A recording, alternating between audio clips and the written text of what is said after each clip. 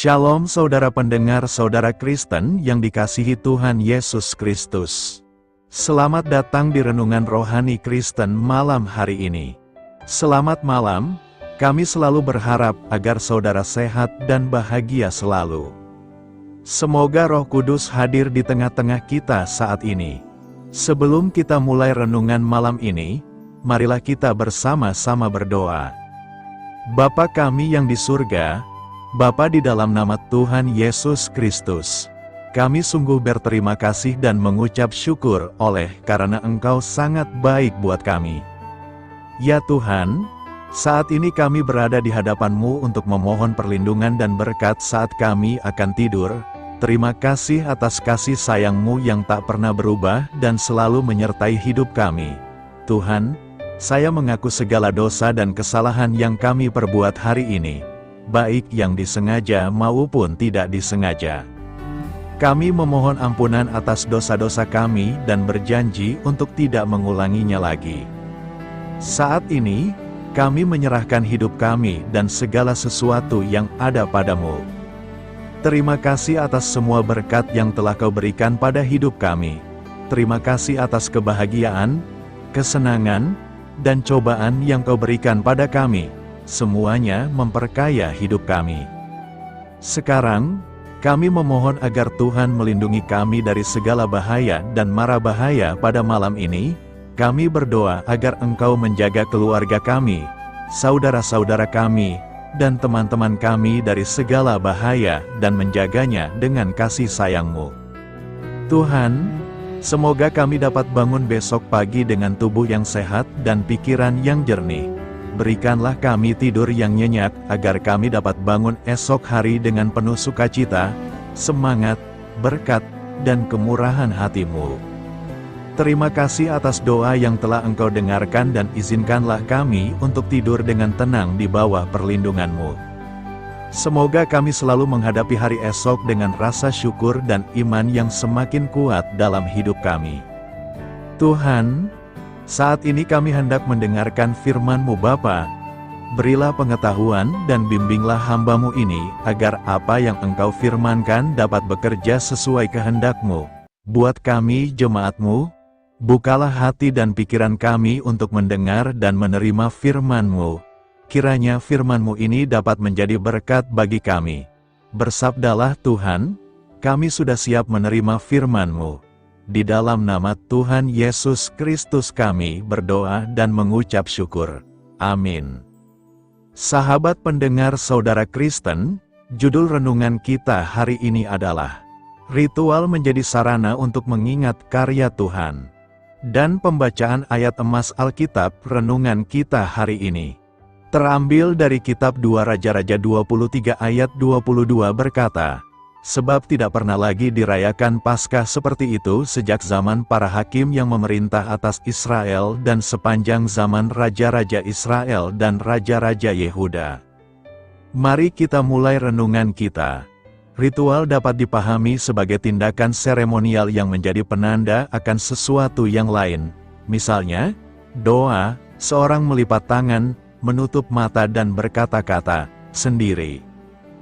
Dalam ritual doa, seseorang sedang memperlihatkan tindakan menyembah dengan melipat tangan, lalu tindakan fokus dan berkonsentrasi dengan sesembahan, serta berkomunikasi dengan sesembahan yang terlihat dalam setiap kata yang diucapkan. Ritual bisa saja sama, namun pemaknaannya bisa berbeda-beda, bergantung dengan cara paham mereka yang melakukannya.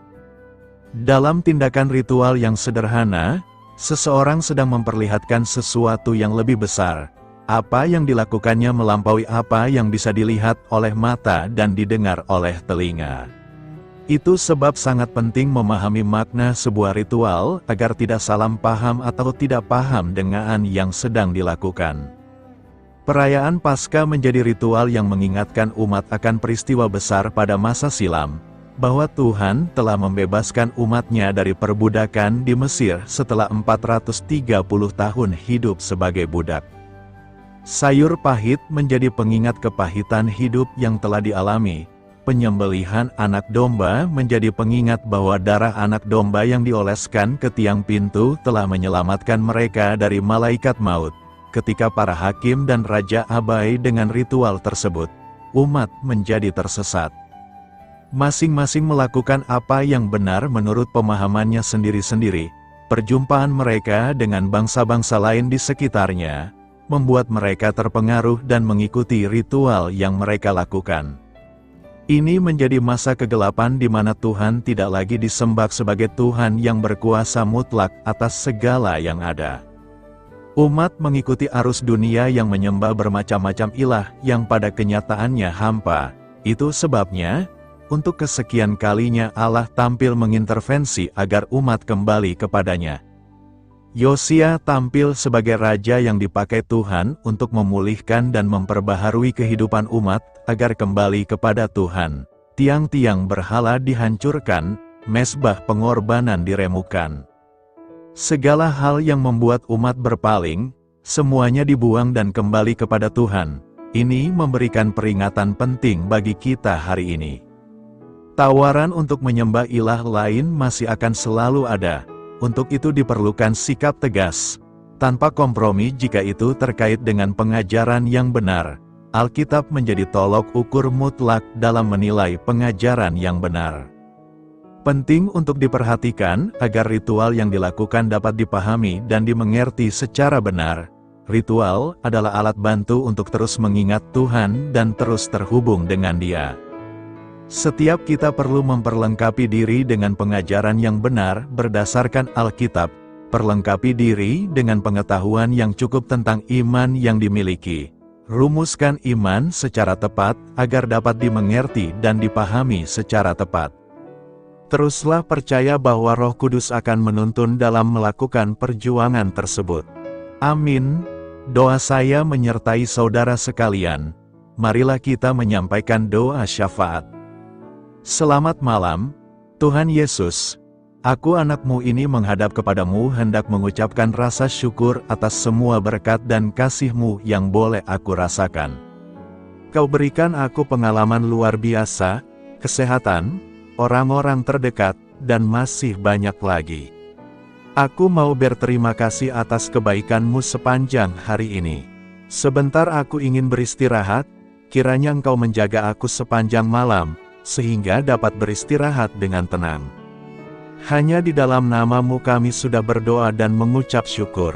Amin, amin. Sampaikan harapan dan permintaan saudara kepada Tuhan melalui segmen doa syafaat berikut ini.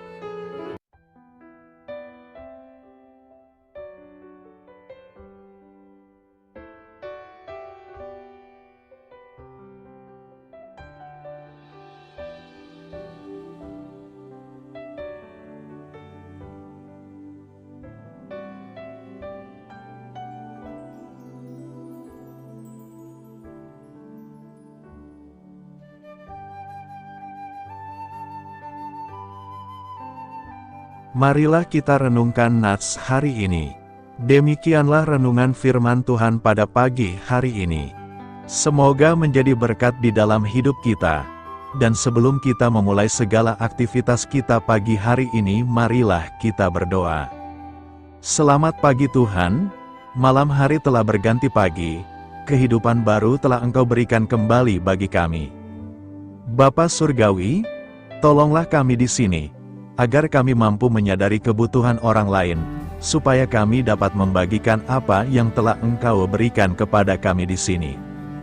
Pada saat kami membutuhkan Engkau Tuhan, berilah kami keyakinan bahwa Engkau akan mencukupkan kebutuhan kami Tuhan, melalui orang-orang yang mengasihi-Mu.